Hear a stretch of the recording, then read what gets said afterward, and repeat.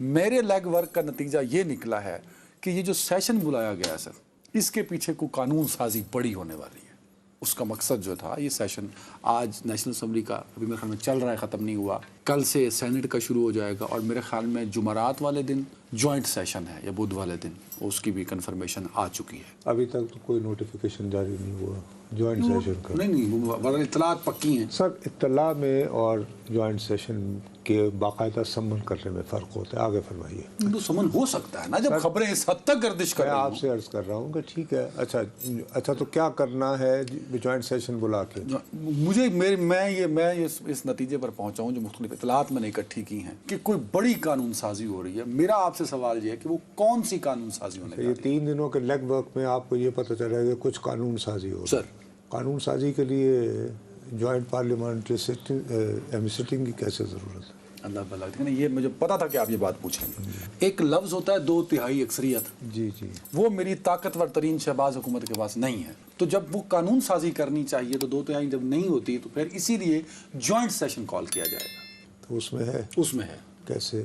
مولانا صاحب کو ساتھ ملا لیں گے. پھر کیسے ہو گئی؟ تو پوری ہو جائے گی نا سر. آپ نے جتنا بھی کام کیا ہے جھک ماری ہے، وقت آیا کیا ہو جاتی ہے سر. آپ جتنی بھی آپ بونگی مار رہے ہیں اور دبا کے چھکا مار رہے ہیں. نہیں او بھائی میرے، جوائنٹ سیشن بلانے کا مقصد یہی ہے نا سر. آپ کو 2/3 اکثریت کیوں چاہیے قانون سازی کے لیے؟ آئینی ترمیم تو 2/3 کی طرف سے نہیں تو آئینی ترمیم تو مشترکہ، یہی تو میں آپ سے عرض کر رہا ہوں کہ ایک چھوٹی سی کتاب ہے، اس کا نام ہے آئین پاکستان. بدقسمتی سے اس کو کوئی نہیں پڑھتا ہے. آئین میں ترمیم کے لیے ضروری ہے کہ قومی اسمبلی میں الگ سے پاس ہو، اور جب قومی اسمبلی سے پاس ہو تو پھر سینٹ میں پیش ہو، اور پھر سینٹ سے الگ سے پاس ہو. جب آپ کے پاس قومی اسمبلی میں نہیں ہو رہا تو آپ جوائنٹ سیشن میں کر لیجئے. سر جب آئین آپ کو اجازت ہی نہیں دیتا آئین میں ترمیم کرنے کی جوائنٹ پارلیمانٹری سٹنگ کے ذریعے، مجھے کلاس بتا دیں تو میں سن لوں. میں 1985 سے اس پارلیمان کو جو کور کر کے میرا خیال ہے میں اسی طرح کی چک مارتا تھا جو آپ نے ان 3 دنوں میں ماری. اچھا میں ایک یہاں بغیر مسلم لیگ نون کے ایک اہم رہنما جو لیگل ایکسپرٹ بھی مانے جاتے ہیں، انہوں نے بھی میری اس بات کو انڈورس کیا کہ یس، لا کی ڈگری لینے میں وہ تو میرے پاس بھی ہے، وہ آپ کے پاس بھی ہے، آئین کو سمجھنے میں اور آئین کا پارلیمان کے ذریعے اطلاق یا اس میں تبدیلی لانے کے پروسیس کو سمجھنے کے لیے میرے پاس کوئی لا کی ڈگری نہیں ہے. میں just because I have been covering National Assembly proceedings اور پارلیمنٹری پروسیڈنگز، اور میں وہ کالم لکھا کرتا تھا press gallery, view from the press gallery. Sir let's connect the dots. جی زرداری صاحب اور مولانا صاحب کی ملاقات، جی پھر یہ دونوں دونوں جو ایوان ہیں ان کے سیشن کال کرنا. میں آپ سے دوبارہ کہہ رہا ہوں کہ یہ بات، ایک چیز پنجابی میں گلی محلے میں کہتے ہیں دفعہ 91. او یار وہ تو کہتے ہیں یرکالوجی، وہ تو کچھ یہ یرکالوجی ہو رہی ہے. آئیڈیا یہ ہے کہ بہت سارے ہمارے ہاں بہت دنوں سے دہائی مچائی جا رہی ہے کہ یہ جو موجودہ چیف جسٹس صاحب ہیں، عزت مآب قاضی فائز عیسیٰ صاحب، یہ جو موجودہ حکومتی بندوبست ہے یہ ان کی وجہ سے قائم ہے. جیسے صحیح کہہ رہے ہیں آپ، جن کا آپ قریب پہنچ گئے. جیسے جن کی طوطے میں جان نہیں ہوتی. ہاں ٹھیک ہے صاحب. تو آپ طوطے کا ٹینٹوا دبا دو تو جن کلیپس ہو جاتا تھا، جو بچپن میں ہماری مائیں کہانی سناتی تھیں. تو ہمارے بہت سارے دوستوں نے اپنے سننے والوں کو یہ قائل کر دیا ہے کہ جیسے ہی قاضی فائز عیسیٰ صاحب ریٹائر ہوئے، یہ حکومت گئی، منصور علی شاہ صاحب آئیں گے اور انہوں نے کہا کہ آئیے جی 45 اور 47 کا حساب لیں، کیونکہ انہیں عورتوں کو عام کو ہوگا نہیں. بانی بھی کر چکے ہیں، بہت سارے دوست نہیں کہے، بانی بھی کہہ چکے ہیں. کہیں مجھے یاد پڑتا ہے پی ٹی آئی کے لوگ تو خیر بہت جگہوں پہ کہہ چکے ہیں. سیاستدان تو کہتے ہیں، لیکن میں اپنے ساتھیوں کی بات کر رہا ہوں. میں اپنے ساتھیوں یہ ملبہ پھر آپ نے ہمارے ساتھیوں پہ ڈال دیا. ہم نے بہرحال ہماری اکثریت یہ سوچ رہی ہے. تو اب یہ سوچا جا رہا ہے کہ جی کوئی جگاڑ لگا کے تو یہ 2/3 اکثریت کے ذریعے قاضی صاحب کو، کہ وہ ہمارے بچپن میں وہ یعنی مداری ہمیں تماشے کیا کرتے تھے تو وہ کہتے تھے کہ اس نے بچے کی زبان کاٹی ہے. پھر کہتے تھے کہ وہ پہلے کلمہ پڑھوا کے کہتے تھے کہ 2 منٹ کے لیے اپنے بچے، اب یہ زمین نہ چھوڑیے، مٹی نہ چھوڑنا، پیرا نہیں، ورنہ میرے جمہوریے کو بہت تکلیف ہوگی. یہ دیکھیں زبان. اس کے بعد وہ نکال کے تو ایک منجن چورن بیچنا شروع کر دیتے تھے. ٹھیک ہے، لیکن وہ زبان سے خون بھی گر رہا ہوتا تھا، جو بھی ڈرامہ ہوتا تھا. بہرحال میں آپ سے عرض یہ کر رہا ہوں، سب سے پہلی بات میں یہ کیمرے کو دیکھ کر کہہ رہا ہوں کہ حکومت قاضی فائز عیسیٰ صاحب کو ایکسٹینشن دینے کا کوئی ارادہ نہیں رکھتی. نہیں ریڈ مائی لپس. تجھے میرے ترائے دن دی محنت ضائع کرتی. ریڈ مائی لپس. آپ دوسری بات یہ ہے کہ اگین میں یہ کیمرے کو دیکھ کر کہہ رہا ہوں، قاضی فائز عیسیٰ صاحب کیٹیگوریکلی حکومت کو کنوے کر چکے ہیں کہ اگر آئینی ترمیم ہو بھی گئی اور نظر بظاہر میری ایکسٹینشن کے لیے ہو رہی ہوئی تو میرے والوں انکار سمجھو. تو پھر یہ حکومت اگر آپ نے تو کیمرے کو دیکھ کے تم دو باتیں انڈورس کر دی نا، تو پھر مجھے سمجھائیں نا کہ اتنی وہ جو ڈاٹس میں نے ملائے ہیں وہ اتنی تگو کیوں کر رہی ہے گورنمنٹ؟ وہ آپ نے ملائے مثلا کہ آپ نے اتنی زحمت ہی گوارا نہیں کی کہ یار آئین میں ترمیم کے لیے میں بس 1 منٹ جلدی مکائیں تو ان جی مکالو پھر سمجھنے کی کوشش کرو. میں نے آپ کو ٹیکنیکلی بات بتائی کہ جوائنٹ سیشن بٹھا دیا انہوں نے، بٹھانے جا رہے ہیں. وہ بھائی جوائنٹ سیشن کے ذریعے آئین میں ترمیم نہیں ہو سکتی. میں کیسے بتاؤں تمہیں؟ اگر جوائنٹ سیشن میں 2/3 پوری ہو جائے. او یار پھر وہی بات، آئین میں ترمیم کرنے کا طریقہ کار واضح طور پر آئین میں لکھ دیا گیا ہے کہ دونوں ہاؤسز الگ الگ پاس کریں گے. پلیز مجھے کوئی سیٹسفیکٹری آنسر دینے سے قاصر رہے نصرت جاوید. میں دوبارہ کہہ رہا ہوں یار اپنی جہالت کو میرے اوپر مت نازل کرو. میں کہہ رہا ہوں کوٹ دا آرٹیکل کہ اکارڈنگ ٹو دس آرٹیکل. نہ رک جاؤ. You can't do this to ناظرین. میں نے آپ نے جو صحافتی منطق مجھے سکھایا ہے کہ عدنان ڈاٹس جوڑا کرو، تو میں ڈاٹس ملاتا ہوں. میں ڈاٹس میں وہ آئین کا آرٹیکل بھی تو کوٹ کروں گا جو مشترکہ پڑھ کے آیا. چلو ٹھیک ہے، مجھے پڑھ کے آنا چاہیے. نکال لے ابھی وقفے میں کہتے ہیں ڈھونڈ لے، یوں کر کے سرچ میں ڈال لے. جوائنٹ سیشن میں نہیں ہو سر جوائنٹ سیشن تو حکومت نے یہ سارا کچھ کیوں کیا، اس کا بھی جواب نہیں دیا آپ نے. مسئلہ یہ ہوا کہ کسی زمانے میں سیاسی کارکن وغیرہ یہ نعرے لگایا کرتے تھے کہ جی ہم شرمندہ ہیں وغیرہ وغیرہ. آج میں آپ کے سامنے جی ہاتھ اٹھا کر میں بہت شرمندہ ہوں. ہمارے رپورٹر ہیں جی عثمان مغل صاحب، یہ پبلک کے، آپ نے اکثر دیکھا ہوگا جب بھی کبھی اڈیالہ میں کوئی اہم گفتگو ہوتی ہے تو میں بدنصیب بجائے اس کے کہ میں اس کو خود بیان کروں، میں اس کو پنڈی سے بلواتا ہوں. اڈیالہ میں وہ سارا دن ذلیل و خوار ہو چکا ہوتا ہے تو میں کہتا ہوں یار آؤ اور مجھے بتاؤ. آج ان کو عثمان مغل کو اور جیو کے شبیر ڈار ان دونوں کو جو ہے جیل انتظامیہ نے نہیں جانے دیا اندر.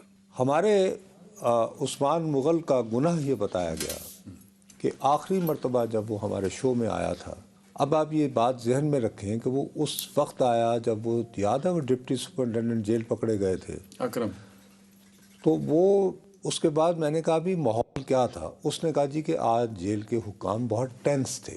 اچھا اب یہ بڑی آبجیکٹیو رپورٹنگ ہے اور آن فیکٹس اس نے بات کی، اور فیکٹس کے علاوہ، اور اس میں وہ یہ کہ کسی پہ طنز نہیں. سیدھی سی بات ہے یار، آپ اگر اس جیل میں کام کرتے ہو، وہاں ملازم ہو، اور تم یہ دیکھتے ہو یار کہ ڈپٹی سپرنٹینڈنٹ جیل کے لیول کا بندہ وہ عذاب میں آ گیا ہے، تو نیچرلی فیل یہی جاتی ہے کہ آپ نہیں کہ یار ذرا تو آپ تھوڑے سے اسٹرکٹ ہو جاتے ہیں. تو اگر دیکھا جائے ٹیکنیکلی تو ایک حوالے سے تو وہ بیچارہ آپ کا دکھ بیان کر رہا ہے اور کوئی نیگیٹو بیان نہیں کر رہا، اور وہ نیگیٹو نہیں بیان کر رہا.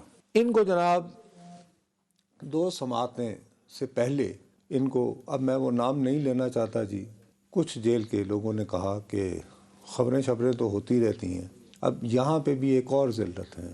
تم نے یعنی عثمان کو کہا گیا، نصرت جاوید کے پروگرام میں یہ کہا کہ جی جیل ڈرے ہوئے ہیں.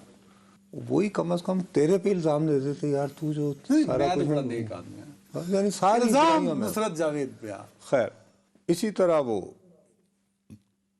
شبیر ڈار کے ساتھ جو ایشو ہوا ہوگا وہ مجھے پتہ نہیں ہے، وہ بھی اسی طرح لنکڈ ہے کہ وہ شاہزیب کے شو میں بیٹھ کے اس نے بھی کچھ ایسی بات کی. اچھا اب بات یہ ہے کہ بخدا نہ میرے فرشتوں کو پتا کہ بھی شاہزیب لے رہا ہے شبیر کو اپنے پروگرام میں، اینڈ آئی ایم 100% شیور کہ شاہزیب کے تو ان کے تو ہم لیگ میں ہی نہیں آتے بھائی. وہ ایک بڑے چینل کے بڑے اینکر ہیں، ہم بیچارے کیا بھیجتے ہیں. ٹھیک ہے، بہرحال آج عثمان مغل کو بھی روک لیا گیا اور اس کو بھی.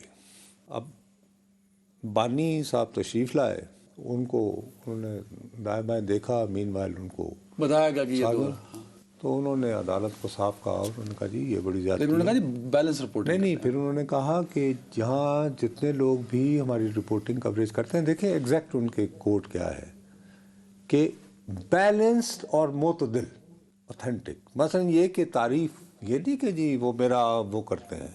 انہوں نے کہا تو میں اس وقت تک نہیں، اب عدالت نے حکم دیا، جیل انتظامیہ نے کہا جی وہ چلے گئے، حالانکہ وہ باہر بیٹھے تھے۔ حالانکہ وہ باہر بیٹھے۔ تو سر اس نے اگر گناہ کیا ہے سو جیل والوں، میں ہاتھ باندھ کے آپ سے معافی کا طلبگار ہوں، برائے مہربانی اس کو اپنا پروفیشنل کام کرنے دیجئے، اور آپ یقین مانیے میں ساری عمر صحافت کی نظر کرنے کے بعد جو ہے وہ واقعتاً بہت آبجیکٹیو رپورٹنگ کرتا ہے، اور خدا کے لیے اور وہ اتنے اگر آپ تھوڑا سا بھی نصرت جاوید کو جانتے ہوں گے تو آپ کو یہ علم ہوگا کہ میں کسی بھی طرح سے بانی تحریک انصاف کا پروموٹر نہیں ہو سکتا، لیکن وہ ڈیالہ میں کیا گفتگو کر رہے ہیں، کیا کہہ رہے ہیں، اسے رپورٹ کرنا جی میرا فرض ہے، اس کا انالیسس کرنا میرا فرض ہے۔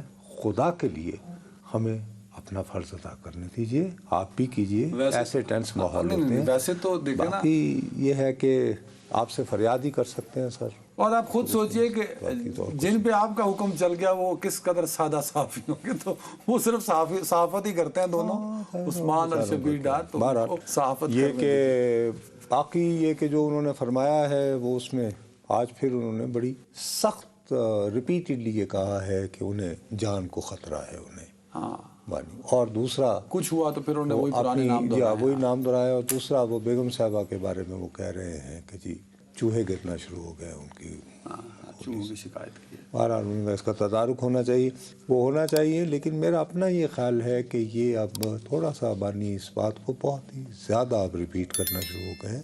میں سیاست کا ادنا طالب علم ہوتے ہوئے انتہائی دیانتداری سے محسوس کرتا ہوں کہ کسی میں ایسی ہمت نہیں ہے کہ یوں نظر آئے کہ ان کو، ہاں ٹھیک ہے، ہمارے ہاں ایک واقعہ ایسا ہو چکا ہے، آج تک سزا بھگت رہی ہے قوم، ہاں وہ کیسے ایک اور اس کے متعامل بہرحال ان کی اپنی سوچ ہے، وہ رپورٹ ٹائم کرنا بھی کم ہے۔ ضروری انہوں تھا نے خیر محسن نقوی صاحب پہ بھی گفتگو فرمائی ہے، کہ وہ یہ کر رہے ہیں سازش، انہوں نے وہ کرکٹ کی تباہی پر بات کی۔ دیکھیں آپ، یہ میرا موضوع نہیں ہے، یہ تو آپ کریں گے، آپ چلو ٹھیک ہے، بانی سیاست کو سمجھتے ہیں نہیں سمجھتے اس پہ تو ڈیبیٹ ہو سکتی ہے، کرکٹ کو تو وہ سمجھتے ہیں نا، اس پہ تو کوئی ڈیبیٹ نہیں ہے۔ ہاں نہیں، he is a wonderful player، وہ authority ہے cricket, he knows his cricket یار، وہ اتھارٹی ہے نا دنیا کرکٹ میں۔ بابا عمران's basic fame to دنیا آج بھی ان کی اتھارٹی کو مانتی ہے۔ basic cause of fame is کہ he is a legendary cricketer، there is no doubt about it۔ Mohsin Naqvi کیونکہ چیئرمین پی سی بی ہیں، تو چیئرمین پی سی بی کی کیپیسٹی میں آف کورس انہوں نے جو باتیں